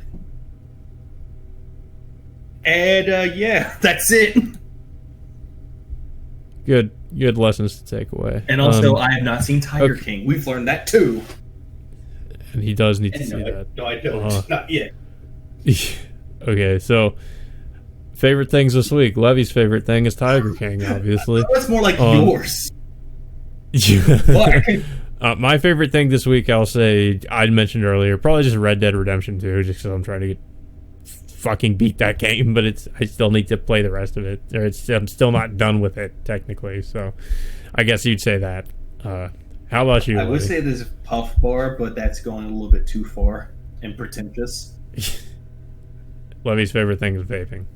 No, that's the only thing I can actually do that's equivalent to smoking house. No, I actually have another game that I actually recently got into. It's wow. There's actually a lot of them. I was like randomly looking through Twitter and I saw someone like going through platinums, and it's a game called Twin Breaker, a Sacred Symbols adventure. It is. Okay. You ever heard of the game Breakout? It's No. the game where it's like you're trying to bounce a ball and you're trying to break platforms. It's Yeah, that okay. game, but it's with a story. Hmm. And also, okay, no, so- I'll cover this with Yeah. the question, Okay. which was The favorite reboot and yeah, remake. you can list anything. Uh, It could say the things that we like this week, but this is more of a broad opinion. Yeah. I guess my favorite. You can go first. I'll just I already said for music, I like the cover of "Zombie" by Bad Wolves. That and this can be movies. yes, this too, could right? be anything. It could be video game. Like we'll just do it from each one, from music, video games, all that Okay. animation. Oh, I would say yeah. for music would be Bad Wolves' cover of "Zombie." For video games, it's very broad because I do like the Destroy All Humans remake. I also like the Rayman Origins games, that and Legends, how they rebooted the entire Rayman series. Okay. Yeah. For mine, like music, probably Hurt by Johnny Cash. I really like that better than the original. I forgot to mention that. Yeah. Animation, FMA, Full Metal Alchemist Brotherhood. I would say that, but along with Hellsing Ultimate. Yeah, that too. Movies, I don't really know. There's that's a good question. I'm not really sure actually. Like, it's like, is there really one that surpasses the original? I guess like I don't know because I can't really think of anything better at the moment. I guess I'd say Invisible Man. But that's just off the top of my head. Yeah, because you probably watched it recently. Yeah, video games. I think you said Doom, like Doom 620. Yeah, I guess you'd say Doom. Yeah, let's go with Doom.